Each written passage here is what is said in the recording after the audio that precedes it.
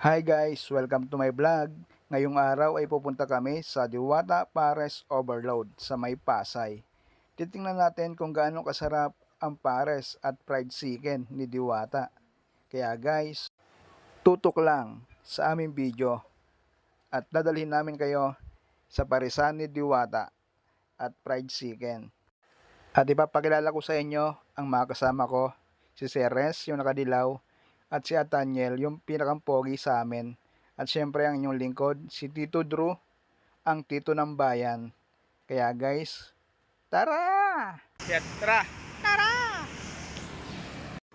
At sinimulan na namin ang paglalakbay. Kailangan maglakbay kaysa tumambay. Chill ride lang kami dito kasi maaga pa naman. Mga alas 7 ng umaga kami nag-chill ride. Sobrang aga oh. Ang init na, kaya nasayang na naman ang ginamit kong papaya. Kojic soap with papayang dilaw. Hi mga katito, good morning. Kayong ngayon ay nasa Bacoor na. Malapit na kami sa kay Diwata. Matitikman na natin ang pares at fried chicken ni Diwata. Buti lang may Alphamart. Uhaw na kami.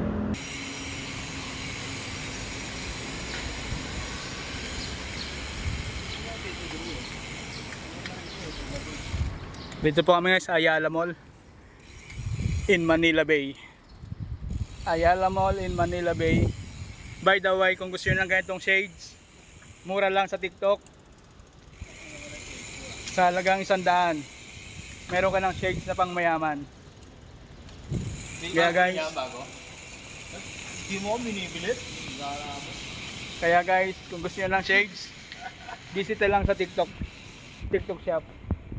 Ikaw na maporma, hindi tayo sama, no? Hindi tayo sama, ikaw lang maporma dito. Kung ako sa inyo guys, bilhin nyo na to. Bilhin nyo na to guys. Hindi mo kailangan. Bilhin mo na ngayon para may laro kasi ako sa Adunas yata. Paano kung kailangan mo na? Hindi ka pa nabala.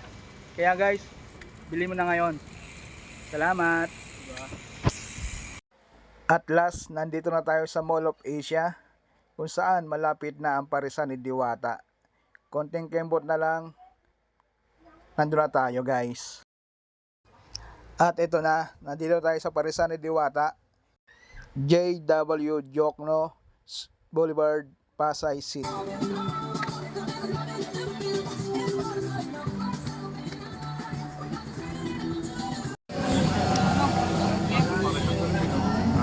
Hello mga katito. Ito nga ang balita na mahaba ang pila. Yan guys oh.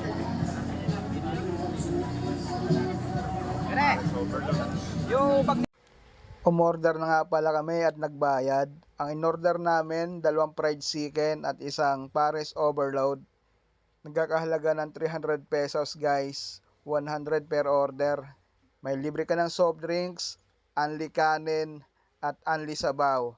Kaya guys, sulit na rito. Ano pang inihintay nyo?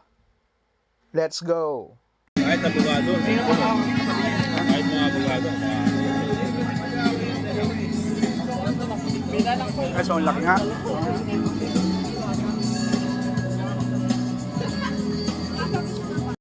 At syempre, at sa lahat ng mga syempre, pagkatapos natin kumain ng pares at fried chicken ni Diwata, papapicture naman tayo sa kanya at syempre magbablog na rin kasama siya. Kaya guys, tara na. Trending to.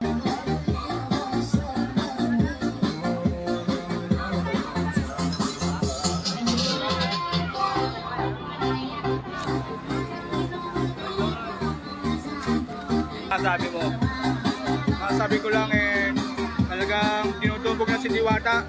Ang dati binubugbog, ngayon tinutubog.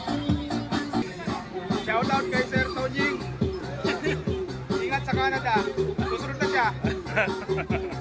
Canada, North Korea. Ano ka nasisira, ulo? Kumusta ng mga aling maritis? Thank you! At sa mga kaibigan ni ate, shout out. Yo, Diyos ko, magbago ka ng bumanirang kalukal mo, babae ka. Parang bumanira ha. Diyos ko, sa HTI, shout out.